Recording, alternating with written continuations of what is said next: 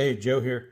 I'm the custodian at ignitiondiecast.com, but this channel is mostly a video diary of my personal collecting, hijinks, successes, failures. Walk with me now as I open and talk about cars, trucks, and sometimes even action figures. I usually interject some sassy Gen X commentary about the hobby, tales from the toy aisle, and society itself. So be sure to like, subscribe, share, and definitely comment. Your opinion matters.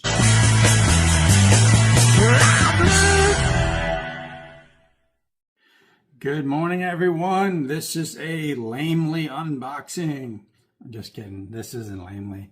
And it's just Joe here with my coffee and some cars. But it is Slackazz Saturday.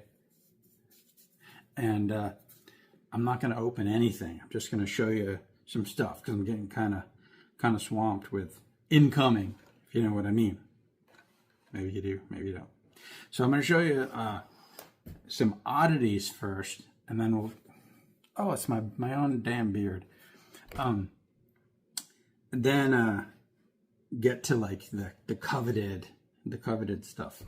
So I got this a couple days ago, and it's huge. It's not 1/64 scale and to me, but it's a McDonald's toy, and so that goes on the shelf of oddities.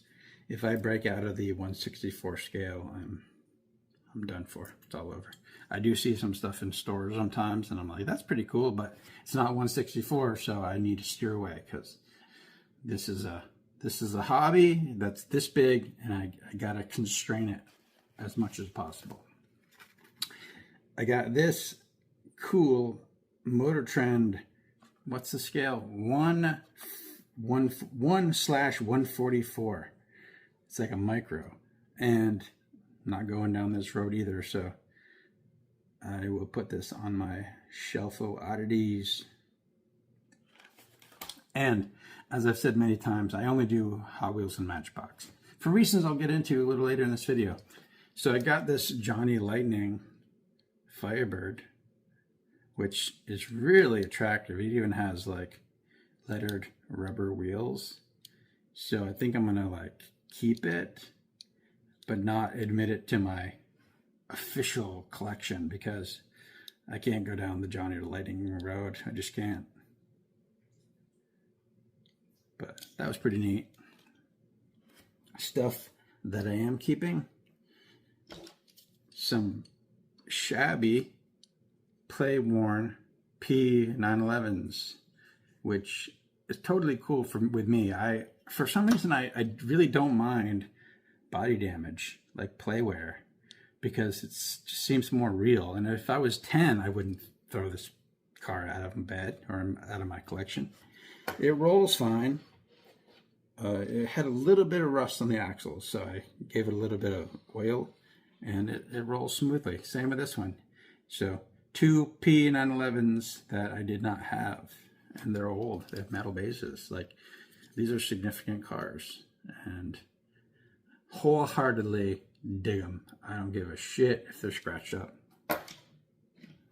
Let me see if I get this right. 911 GT1-98.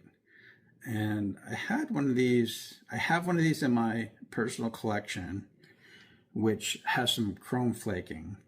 But I think what I'm going to do is keep that one in my collection and remove the chrome completely with some brake fluid, and admit this one, which is nearly perfect, into the Ignition Diecast Master Set, because pretty good specimen. I was thinking that it was there already, but I guess it must be a different year, different paint job.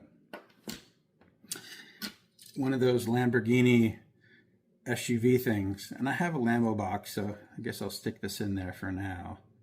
I wouldn't say I'm a huge fan of this vehicle, but Lamborghini actually makes it an off-road truck, oddly enough, so I'm going to keep it.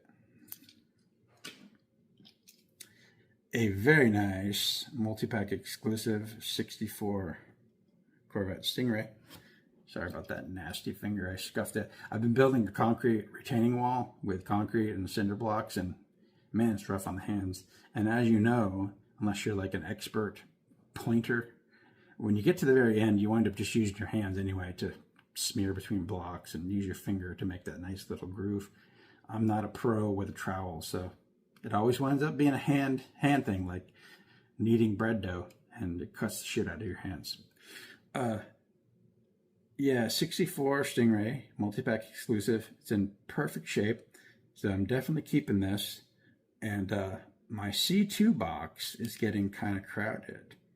And with as expensive as Plano boxes are, might start switching those Corvette generational boxes like C1, C2 to the jammer cases and find some kind of shelving solution to make them look cool.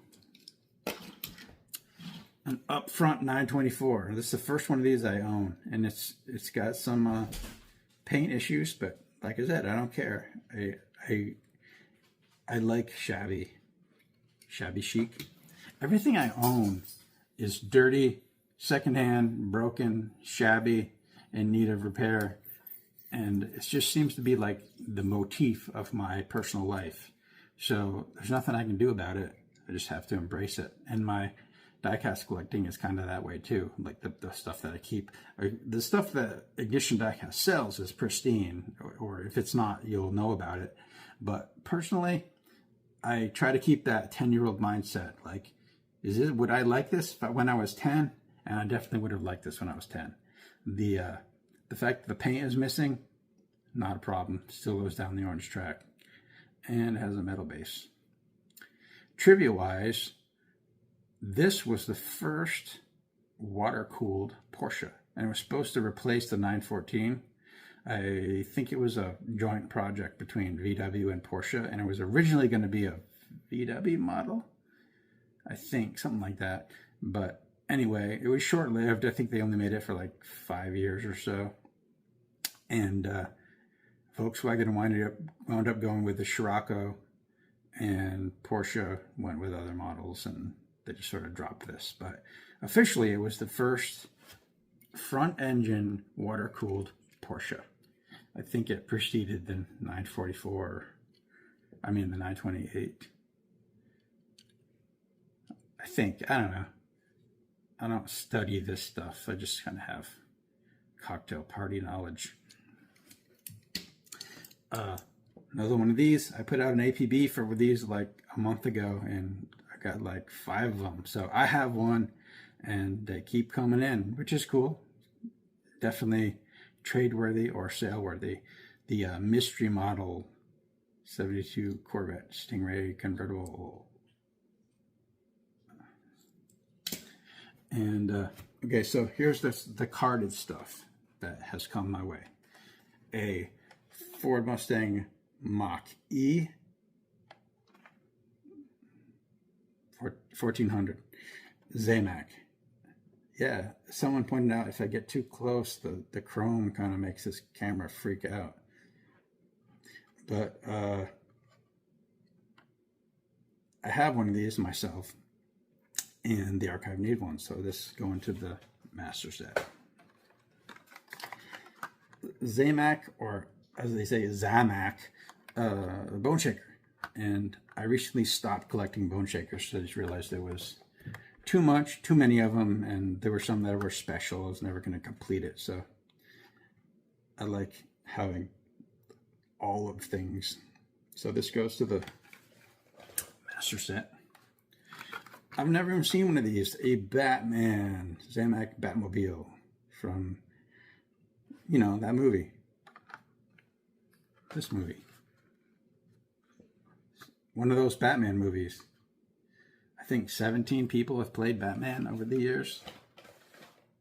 I like the Christopher Nolan ones myself, but the pink treasure hunt surf crate, which this was the one that caught my eye, where I was like, the surf crate is a pretty cool car, and pink, it's a bold move.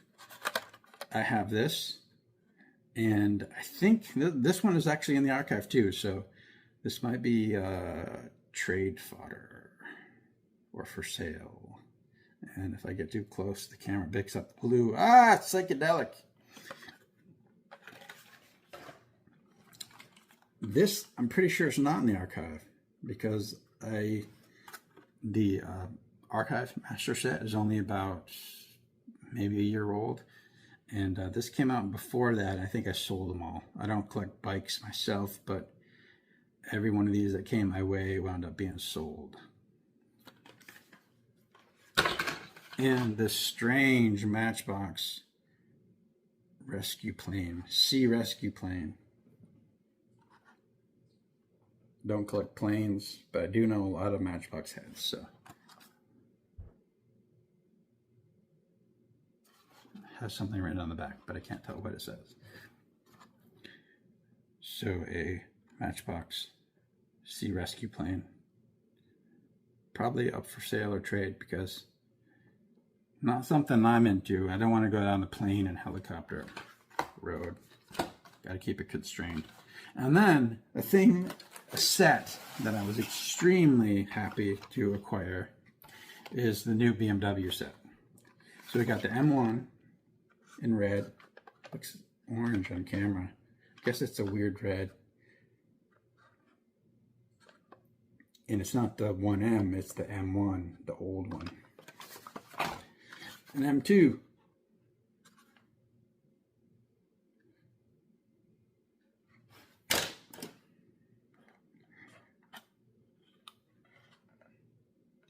$2018. Right? Is that what it says? 2018. It's not my vision, it's that the letters, the font they use, 2016. 2016 BMW M2.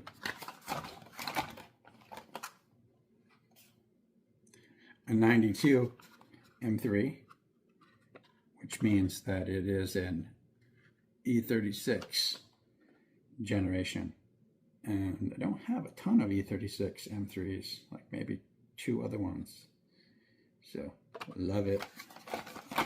All these are M's, M1, M2, M3, M4, and M5. The M4, to me, is like a new kid on the block. The 4 Series, it's been around a long time, but to me, because I'm elderly, it seems like the new school. What year is it? Just says BMW M4. And I think the chassis code on these is, they moved to F, so I don't know, it's F something. And the M5, and what year is it? 2001. So I forget the chassis code. E38 maybe. But this is the one with the metal base that everybody's like hoarding and selling for an exorbitant amount of money. Very glad to have gotten the heavy one. Doesn't matter that much, but if there's one that's more scarce, I don't know, it makes me feel a little cooler to have the one that's scarce. So that rules. And that's everything I have to show you today. So stop watching now. This is the part where I just give you my 2 cents. And this is something that I've been trying to articulate since I first created my first diecast related YouTube video. And it's really hard to pin down because it's hard to put into words. But it's the thing that's bothered me about this diecast hobby when I decided to kind of get back into it about 4 years ago.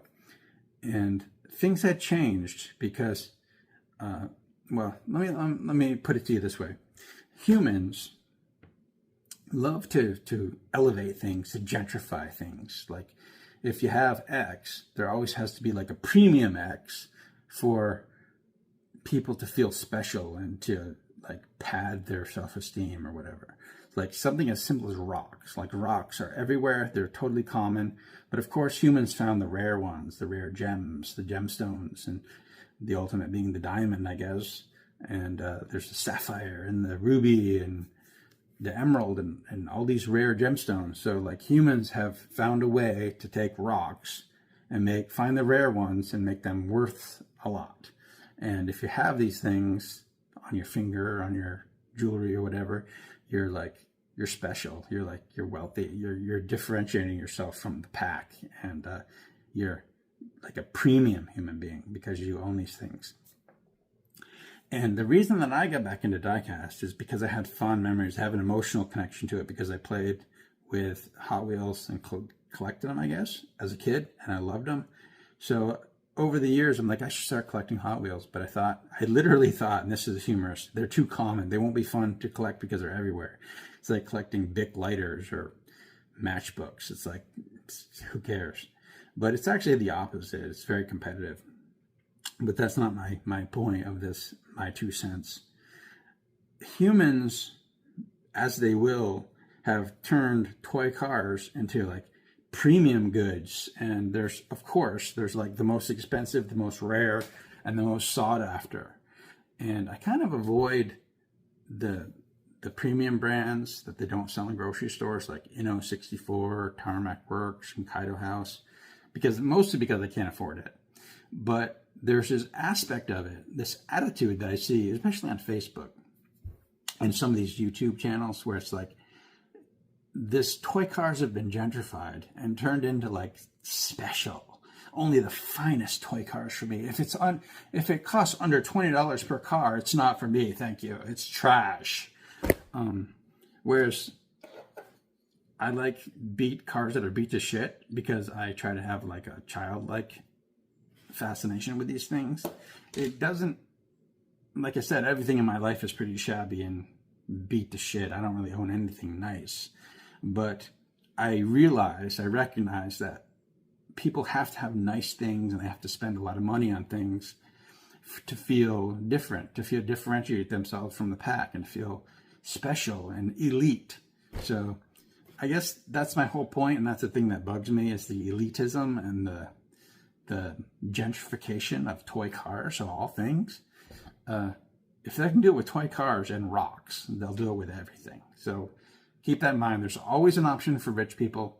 And even if you're not rich, there's always a way for you to, there's always a ladder for you to feel like you're better than other people because you've got this and you have this, and you can put like a mirrored background and put LED lights on it and make it like look super glamorous.